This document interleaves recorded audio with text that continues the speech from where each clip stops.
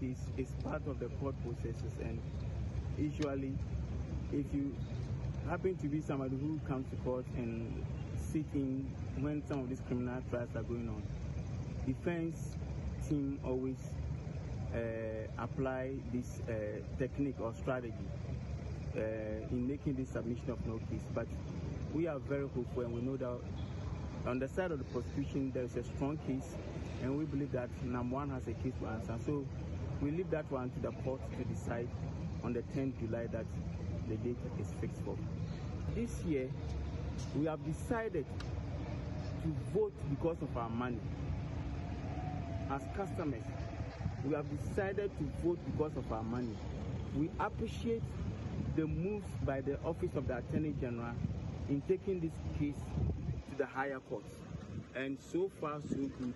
We are very happy with the kind of commitment exhibited by the Attorney General, the Office of the Attorney General, including the AG himself, the Deputy, and the DPP. We don't want any blackmail. So if he's a political national security officer, we are cautioning him that this time he should be very professional and ensure he should be the person who should rather take the plight and the welfare of customers to the government so that they will be moved to pay the customers. So far, more than 220 people have died. So that was Fred Mr. Forson, yeah, absolutely. He speaks for the aggrieved MenzGold customers. So yesterday, after Justice Ernest Owusu-Dapa has adjourned the case to July 10 to deliver a ruling, and that ruling will mean is two things. One of them will happen. Is either NAM1 will be acquitted and discharged for prosecution not able to prove or no prima facie, or the court will ask him or order him to enter the witness box and explain, because there is a question for him to answer. So on the 10th, we'll know whether NAM1 will step into the witness box or will be allowed to go home free of charge. So that's what we expect on July 10th. Let's head to the ambulance case. Yes. It got interesting yesterday when the minority served notice that any time Atufosun goes to court, they will boycott parliamentary proceedings. Yes, so that issue came up yesterday. But just before I touch on that issue, yesterday, the audio and controversy at the center of this whole thing was the subject matter of the court sitting yesterday. It was played. Okay. And just when it was about to be tendered in evidence, then prosecution raised objection. The first thing that they said, Director of Public Prosecution, Mrs. Yvonne Atakra-Bobisa, said, look, there's no proper foundation for the tendering of this particular audio. Secondly, they have not been able to demonstrate the relevance, how relevant this whole matter is. And they made reference to the court's earlier ruling, the rulings on the mistrial and the other applications. The court is saying that even this particular audio was taken just recently, and the court has found as a fact that there's an issue or the case for the accused persons to answer. So the court should look at its own ruling and say that this tape is not. The lawyers of Dr. Cilia Tofosin, led by Dr. Abdul Basit Bamba, vehemently opposed. He described it as a frivolous, unattainable, and want the court to dismiss it.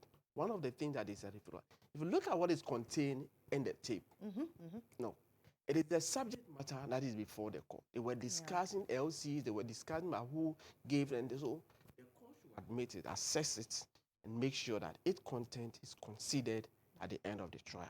Then he also made a point that Attorney General is the one who is supposed to initiate all criminal proceedings. Right. If he's supposed to prove his case by calling witnesses, now he's talking to an accused person on what basis? So he himself has even committed what he described as contempt of court. Because he's bringing administration of justice to dispute. But Justice Efiasewa Saribochi has fixed tomorrow, Thursday, June 13th, yes, to deliver a ruling in respect of that objection, whether the objection will be sustained or overruled. If it's sustained, means that it will not be allowed. It will not be tendered. Absolutely. But if it was overruled, the objection is overruled, then it will be tendered and the court relied on. So till when the case was about to be adjourned, then the issue of parliament came in. And the judge, asked it to have pleaded with the parties to help her to finish this case. He said, help me. Let me finish this case. He made reference to Mama Yariga. You notice that at some point in time, Mama Yariga also had issues, Parliament, then Michael Kwe. routes to the court when he was going through issue. And the court said, look, in relation to criminal matters, you just have to be present in court. So the court is saying that, help me, let me help you. If there are issues that you want to travel, let it come to the attention of the court on time. So that is how that particular case ended. So tomorrow, we have the opportunity to be in court and we'll hear what the outcome of the ruling in relation to the objection raised by prosecution. But let's hear from the Deputy Attorney General. There were many who were asking the question about the Attorney General, Godfred Yeboah, wasn't present in court. Was in relation to the advice by Justice Efia-Sewa Saribotwe? And what is the difference between the objection that they are raising now and the court decision to evaluate the tape during the ruling on the mistrial? Let's hear the Deputy Attorney General, Alfred Chiayebo. You were raising objections to the changing of this vehicle. What exactly are you raising that you are assigning to this? I think you heard the DPP. She raised about 2 objections. One about relevance, then one about constitutional infractions. So I'm not going to details in court. The judge will definitely give a ruling on it, so you know where it will be. There are many who are wondering about the fact that in the rulings of this application, the court admits this very video. Now, it's been tendered to the accused person and then there's an objection. Many will want to know what's the difference. Yeah, when it comes to motions, the judge explained, motion for mistrial, that document was exhibited and the judge said she was going to consider because the basis of mistrial was that something untold had been done. The judge needed to ascertain whether from the tape something bad had been done by the learned AG. And the judge was so clear that AG was not heard on that tape, suggesting that the third accused person should implicate the first accused. So that is settled, sealed. And so today, what they're saying is to tender the same tape. So we said, fine, if you want to tender, you must show that it is relevant to the issues you are going to contest in this matter. And that's why we demonstrated that it's not relevant so far as the determination of whether they are guilty or not guilty or the issues involved are concerned. So that's the difference. There are many who of the view that the last court sitting, the judge advised the Attorney General to look at the situation and if possible directly. He should not involve himself. Like, is that the reason we didn't see him today? We are looking at it. So definitely you get to know whatever decision that he takes. Has he taken the advice from the judge? He's looking at it. So you wait. When the time comes, you definitely know the decision that he has taken. Are we going to see him back in court on Thursday? He's a lawyer. He comes to court as and when he deems it fit. If he thinks that on any day he needs to be in court, he will be in court. But will he take part in ongoing trial? You leave it for now and let's see the decision that he takes. So that's Alfred Chiayebo. Alfred Chiayebo, giving us perspective why the Attorney General was not in court. They say in the coming days we'll get to know. But for now, let's focus on what is happening. What is clear is that yesterday, Godfred Yeboah wasn't present in court. But let's hear from Sami Jemfi, who has been speaking for the defense team in relation to this matter, where the court made the indication that this particular tape has nothing to do with what is happening before. If you look at the evidence on that pen drive, or the evidence that we have even put out in the media, that I know very well we put before the court, okay? There are WhatsApp chats between Japa and Godfred. And if you go through the WhatsApp chats, you realize that Godfred Dami's interactions and meetings and telephone conversations with Mr. Japa did not start 2 weeks ago. You will know that those interactions started as far back as February 2022 at the outset of the case. Even before the Attorney General will call his first prosecution witness, he was having these interactions with Japa. Japa has testified to these matters in his affidavit before the court, where he had a meeting with him and he told him that, I know you are innocent, but I cannot enter nolli prosequi for you because it will expose my real motive, which is to persecute Attoforsen. So wait, when we get to the submission of no case stage, you'll be left off the hook. That was not a meeting had two or 3 weeks ago. These were discussions held years ago. So when you see people reducing everything to this tape, which was recorded on the 9th of April, after, yes, a prima facie case had already been determined, they are not assessing the evidence holistically. Because on the tape, You hear Japa saying that you have been meeting me in my cousin Kolendi's house on several occasions. Is that on the tip or not? Now, those meetings happened 2 weeks ago or 3 weeks ago. No, But DPP those meetings happened at the outset from the beginning of the case. So these issues about bad faith on the part of the Attorney General did not start today. They go to the very foundation of the case. So don't fall into that trap.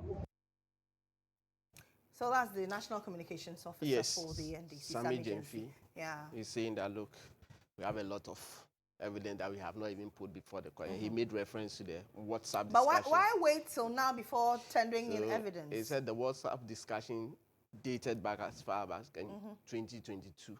So it's not now that the issue, as claimed by us, ruled by the judge, that the issue came after the court had made a determination that there is a case for the accused persons to answer. So we will know what will happen in the coming days. They have indicated they will file a complaint. You know, one issue is that you are saying that Attorney General has done ABs. You haven't filed any complaint yet. They said they know when to file that complaint. When? Until when? They have their own timing. Okay. To file and also send a petition. We are patiently waiting. The GHOne, yes. So that's what happened really. So tomorrow. To the ambulance case. Yes. Let's talk about the Abesim murder trial. Yes. That also came up yesterday. Yes. But my question is, was that case called? Because the jurors are still on strike. It was called before the High Court. And in fact, the jurors, of course, they are on strike, so no show. Yesterday, the court was expected to meet all the parties for what we call case management completion plan, where they are taking various dates. The court had earlier indicated that it doesn't mind to conduct this case day to day. But of course, the jurors were absent, and the matter was adjourned to July 1. So on July 1, this very case will come up before the High Court, and the court will ensure that for business to be conducted. But what is clear is that this very case has suffered again because of the absence of the jurors. Yes. What of the Cilia Dapa-Maid's case? One of the infamous cases in this country. Yes. Yesterday was a heavily packed and busy court from the ambulance case. NAM1 ended close around almost 4. Oh, wow. Then we have Madam Cilia Dapa's case, the maids. And yesterday, Daniel Osekufo was present in court. Daniel Osekufo was present in court. And the accused persons are subject to... And now, it is the turn of Patience Butchie. Lawyers of Patience Butchie, the housemaid of Madam Cilia Dapa, are subjecting Daniel Osekufo to further cross-examination or to cross-examination. Justice Marie Louise Simon. So that case came on yesterday. Daniel Osekufo was subjected to cross-examination. Some of the accused persons, in fact, 3 more, 2 of the remain were done with him, and now Patience Butchie subjecting him cross-examination. This case came on yesterday, and to continue today. So today we expect Daniel Osekufo, the husband of Madam Cilia Dapa, to be back in court, and lawyers of Patience Butchie will subject him to further cross. In addition to this case, yesterday there was an action, and today we expect further action to happen in relation to this very case. So really, in relation to the Cilia Dapa's housemaid, this is what yesterday Daniel Osekufo was present in court, and today he'll be back for further cross-examination from lawyers of Patience Butchie. Now let's look at today. What are some of the cases? The Saglemi housing case is also in court today. It's on. Alaji Colin Without that's him. As That's you the can man see, in your shorts, Angel.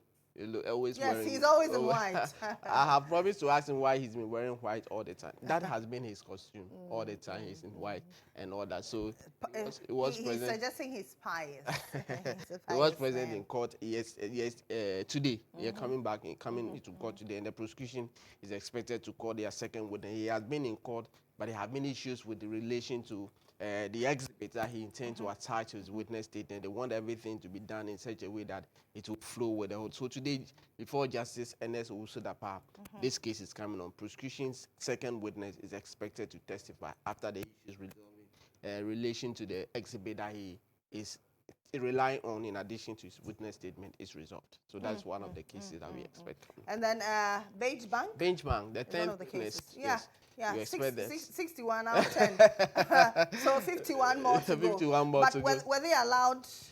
So what I do know now is that about 15 witness statements have been filed so far, from beginning from 1 to 15. So that one is clear. The remaining we'll get to know in the coming days. But what is clear today before Justice Ifiasewa Saribopye is that the 10th defense witness for Michael Nyineku is expected to testify. The remaining, the 9 have come. Some of them are branch executives, some of them are a senior position and all that. So they've all come to testify. And some of the leg or all the argument has to do with the fact that some of them are saying money is transferred, he never benefited. You can't accuse him. Customers were aware that their monies were being invested. They received some investment certificate, all that. So they claim that monies were removed or moved from customers' accounts to other places cannot hold because all the customers were aware their funds were being moved into anywhere. So